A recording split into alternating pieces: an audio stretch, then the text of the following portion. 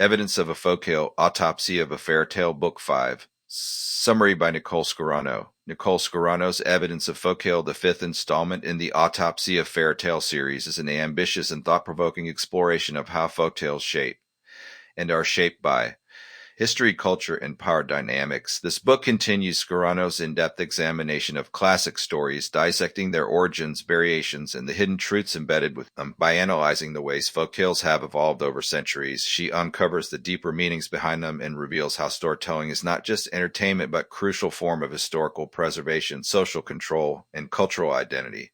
Unraveling the origins. Where do folktales come from? Folktales are often presented as timeless, unchanging narratives that have been passed down through generations, but Scarano challenges this assumption. She argues that these stories are in constant flux, evolving alongside the societies that tell them.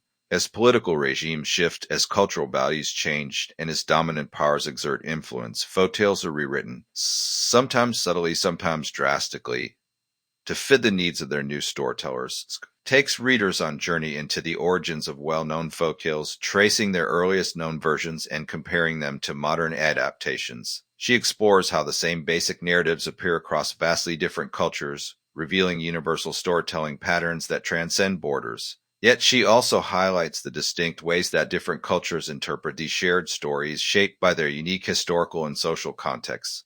For example, the trickster figure, common archetype in global folklore, appears in vastly different forms depending on the culture that tells the tale. In African and indigenous American traditions, trickster figures like Anansi the spider or Coyote often serve as heroes, using wit and cunning to outsmart stronger foes. However, as European colonial powers imposed their own cultural narratives, many of these characters were reinterpreted as villains, reinforcing new social hierarchies. Through these analyses, evidence of folktale demonstrates that folktales are more than simple bedtime stories. They are living records of historical struggles, triumphs, and transformations. The science of storytelling. Why do certain tales endure?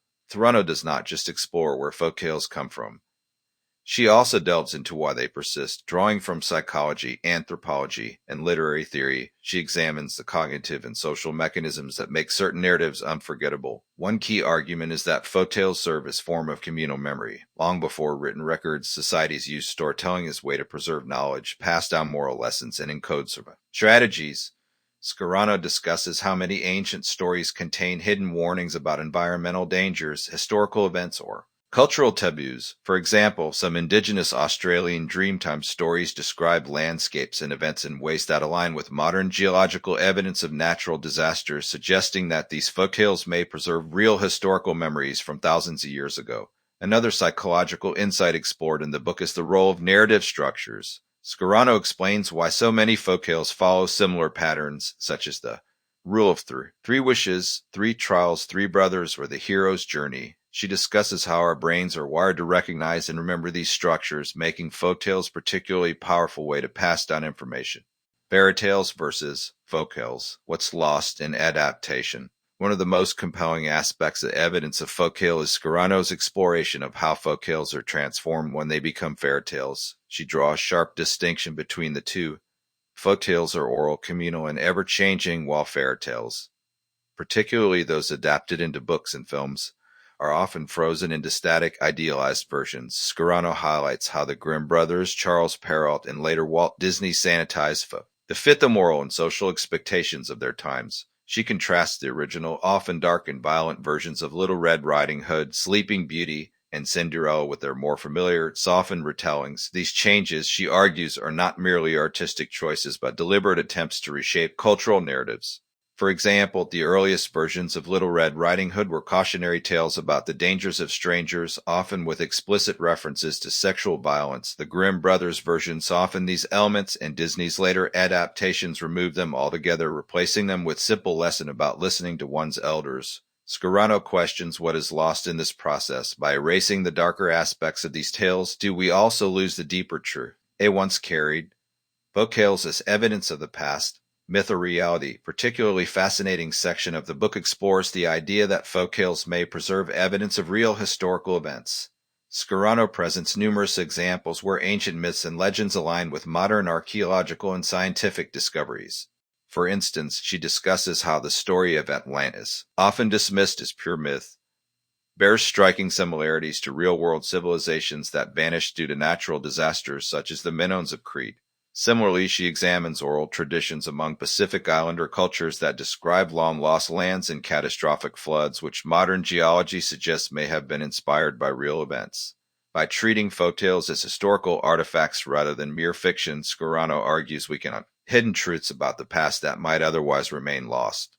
The power of storytelling. Who controls the narrative? Throughout evidence of a folktale, Scarano repeatedly asks an essential question. Who gets to tell these stories and why? She examines how colonialism, nationalism, and corporate media have all played a role in shaping which versions of folktales become dominant. One powerful example she explores is the global influence of Disney. While Disney's adaptations of classic tales have introduced these stories to new generations, they have also erased regional and cultural differences, creating homogenized, commercialized version of folklore. Scarano critiques this disnification, arguing that it strips folktales of their complexity and cultural specificity. She also discusses the resurgence of interest in reclaiming and retelling folklore from non-Western perspectives. From indigenous authors reinterpreting their ancestral stories to feminist rewritings of fairy tales that challenge traditional gender roles, she highlights the importance of storytelling as an act of resistance. Cultural preservation.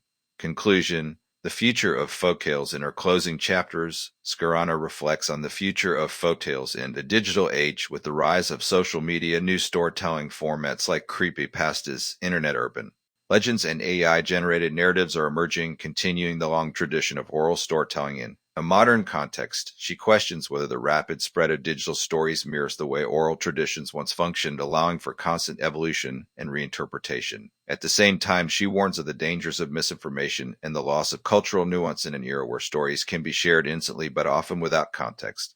Ultimately, evidence of a folktale is both a celebration and a cautionary tale. Scarano reminds readers that storytelling is one of the most powerful tools humanity has. It can preserve history, shape beliefs, and even influence reality. But with that power comes responsibility to question, to analyze, and to ensure that the stories we tell do justice to the cultures and histories they come from. Final thoughts. Nicole Scarano's evidence of folktale is rich, deeply researched work that challenges readers to rethink everything they know about folktales.